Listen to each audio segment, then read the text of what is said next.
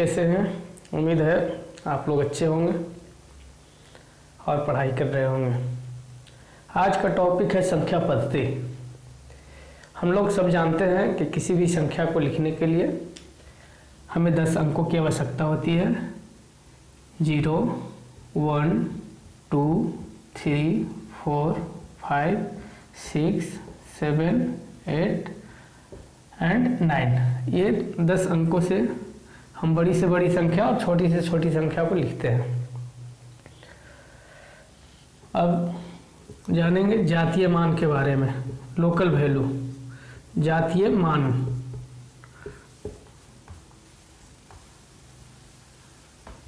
Local value किसे बोलेंगे? किसी भी संख्या में किसी अंक का अगर लोकल वैल्यू पूछा जाता है तो वो अंक जितना भी हो वो स्वयं होगा। जैसे 4, 5, 6, 7, 8, इसमें अगर 5 का जातीय मान पूछा जाता है तो 5 का जातीय मान 5 हो जाएगा। 7 का पूछा जाएगा तो 7 हो जाएगा। तो ये समझ गए। अब इसके बाद हम लोग जानेंगे स्थानीय मान।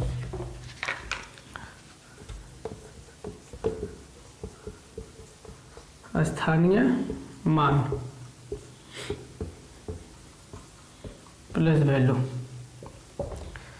जैसे 4, 5, 6, 7, 8, इसमें अगर 5 का स्थानीय मान पूछा जाता है तो 5 यहाँ से इकाई, दहाई, सैकड़ा, हजार गुना 1000 अर्थात 5000 हो जाएगा।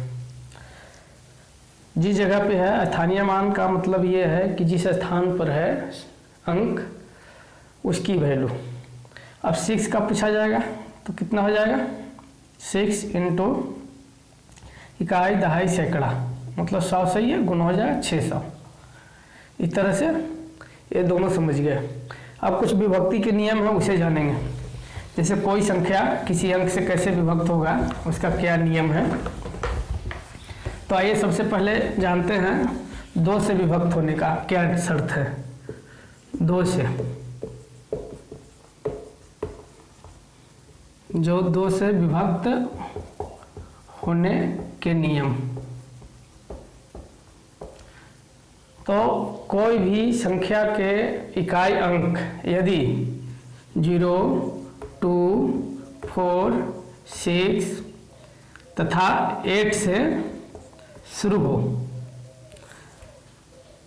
इकाई अंक 2, 4, 6, 8 और 8 इनमें से कोई अगर हो तो 2 से विभक्त हो जाएगा। जैसे 1, 2, 8, 8, 0 2 से विभक्त हो जाएगा। कोई भी ऐसा संख्या ले लीजिए, अगर लास्ट में ये रहेगा इकाई अंक पे तो विभक्त हो जाएगा।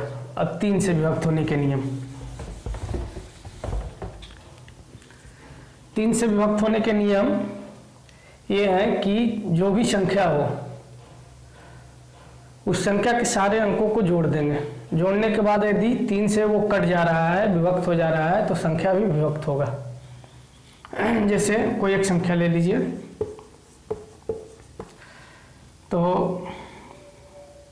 7, 5, 6, 8, 4 संख्या है। इसके सारे अंकों का योग कर देंगे। 7 + 5 + 6 + 8 + 4 इक्वल टू, जोड़ दीजिए 7, 5, 12, 6, 18 और 8, 26 और 4, 30। इसका योग 30 आया, जो 3 से कट जा रहा है, विभक्त हो जा रहा है, अर्थात 3 से ये संख्या भी कट जाएगा।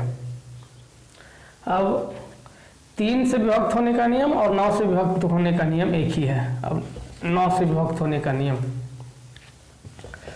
तो 9 से विभक्त होने का नियम सेम है। सभी संख्या में सभी अंकों का योग यदि 9 से विभक्त हो रहा है तो वह संख्या भी विभक्त होगा।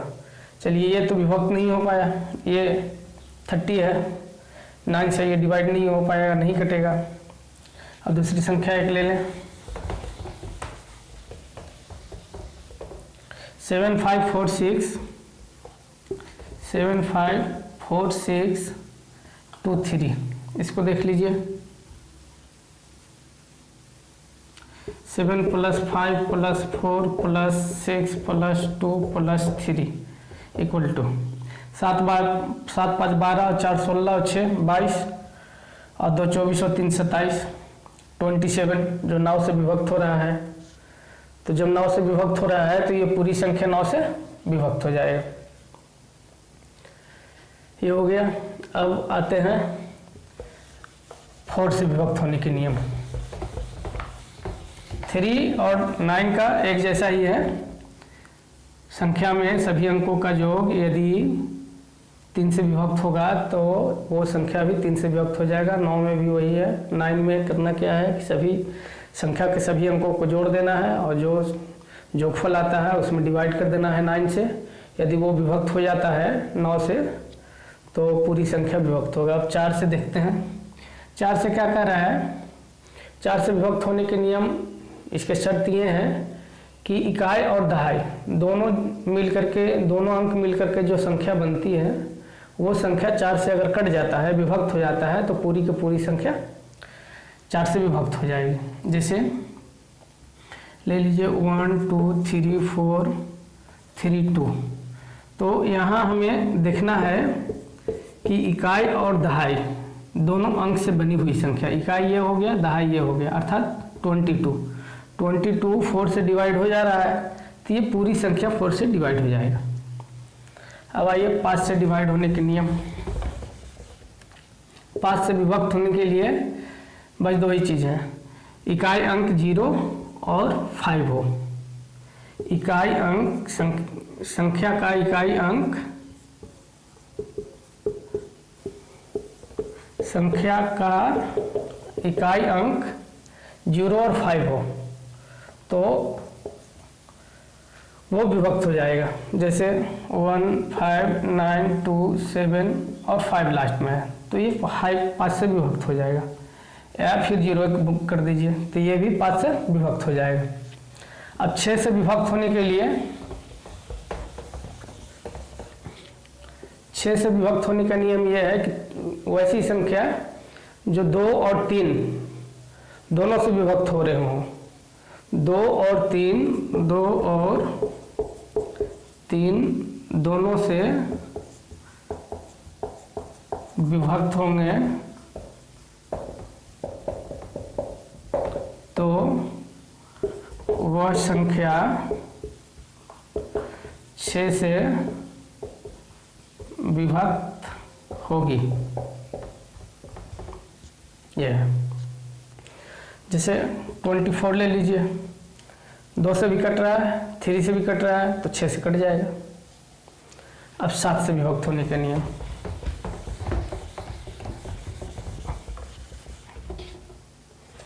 7 से विभक्त होने का नियम यह है कि इकाई अंक को हटा करके और उसके दुगने को पूरी संख्या में माइनस कर देंगे। जैसे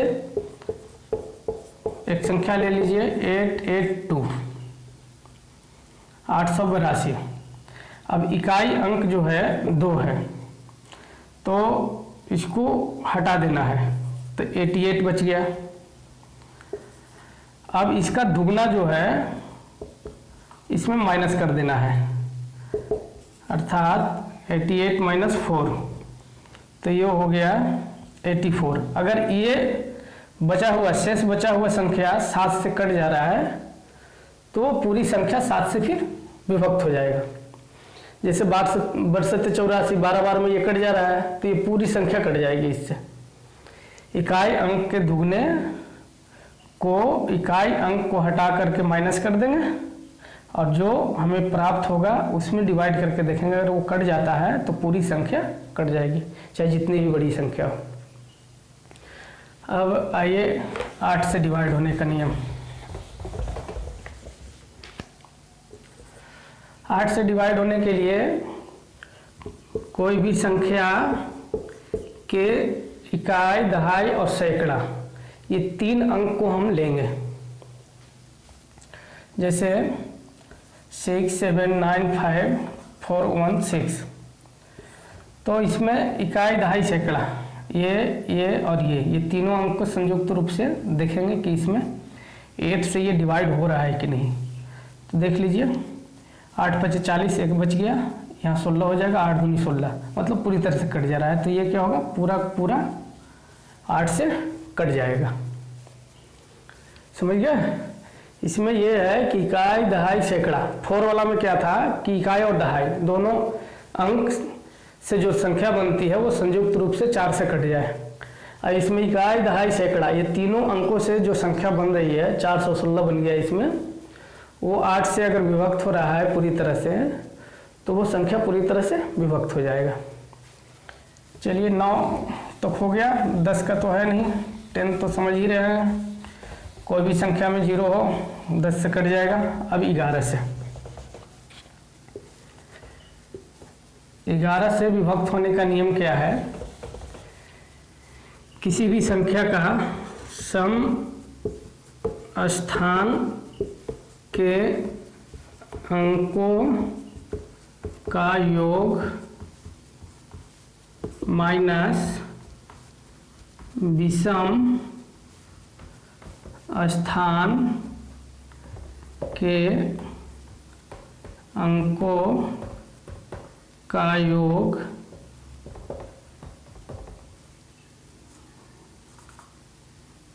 बराबर 0 या 11, 0 या 11 हो।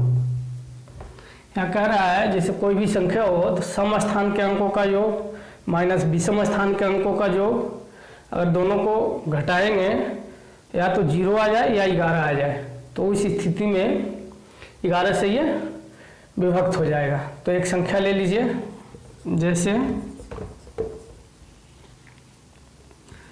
2369 7069।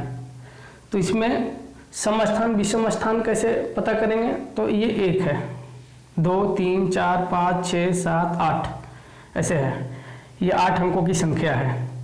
तो ये जो हो गया वो विषम हो गया, ये सम हो गया, विषम हो गया, सम हो गया, विषम सम विषम सम।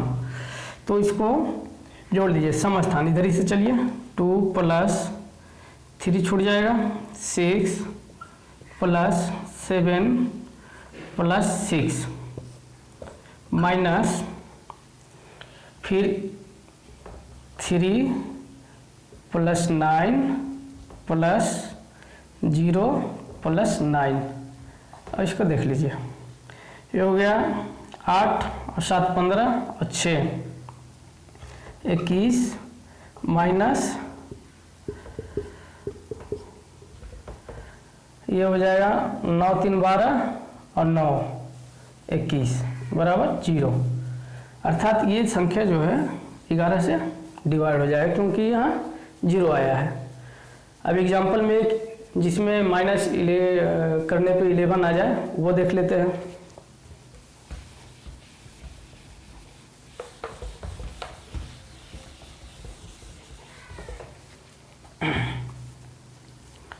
एक और संख्या ले लेते हैं, 938245।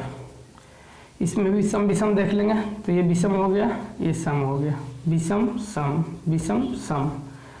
तो 9 + 8 + 4 माइनस 3 + 2 + 5 इक्वल टू, इधर कर दीजिए 9 8 17 और 4 21 माइनस 3 2 5 5 10 बराबर इसमें आ गया 11 हो गया। तो ये माइनस करने के बाद 0 आए या 11 आए, दोनों स्थितियां में, दोनों परिस्थितियों में ये क्या होगी, विभक्त हो जाएगी। तो ये भी विभक्त हो जाएगा। दोस्तों आप नोटबुक रखें और जो मैं बोलता हूँ, जो लिखता हूँ उसको नोट करते चलें, आसानी होगी। धन्यवाद।